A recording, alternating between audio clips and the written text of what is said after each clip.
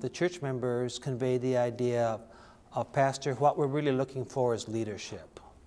We're not happy with where we are, but we don't even know where we want to go, but we don't want to stay where we are, okay? Well, that's a beautiful situation to walk into. But unfortunately, the reality is 10 pastors going in there are going to take the church 10 different directions, because every pastor has his own orientation, his own pet project.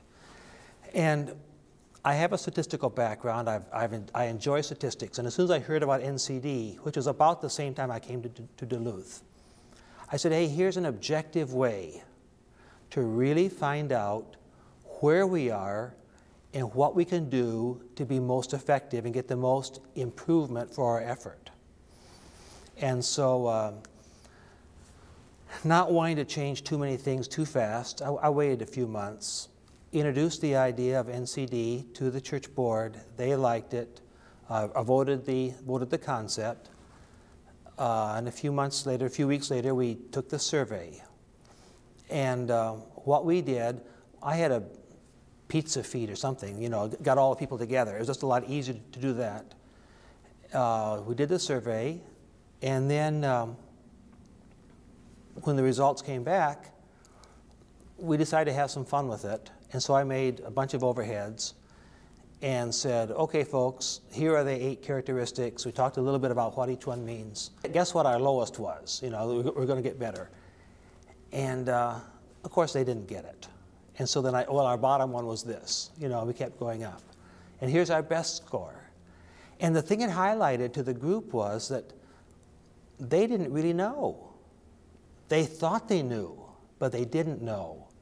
And so if we hadn't done the test and we just listened to them, if I had just asked them, where do you think we ought to work?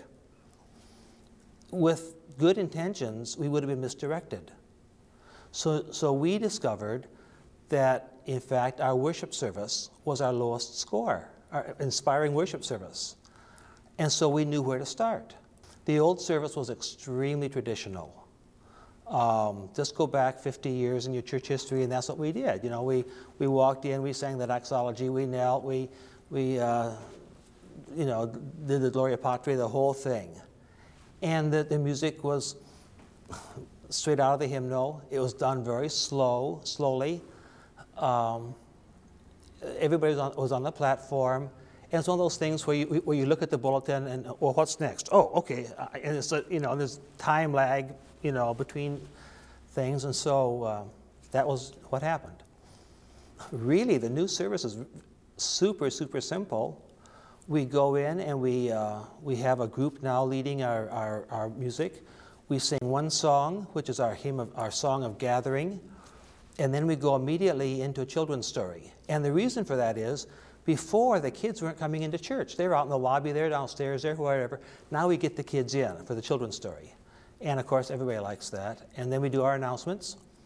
And our last announcement is always, and now as we sing our next song, our ushers will receive our offering in the Lord's tithe. And we go right into singing again. And we sing 10, 15 more minutes. We have a prayer time. There's a long tradition at that church of folks coming forward and making their requests and their praise. No, and that's a very involved, I mean, there's a lot of involvement in that. That'll always take 10 minutes or so. The people love that. They get a chance to express their praise before the whole church. That's meaningful to them. We had an attendance of about 60 when we first started. And we're between 90 and 95 on a Sabbath now. And it's interestingly, Dave, it's been a gradual thing. We have not had a lot of baptisms, but we are seeing a lot of non-members come as our members are feeling comfortable in inviting them.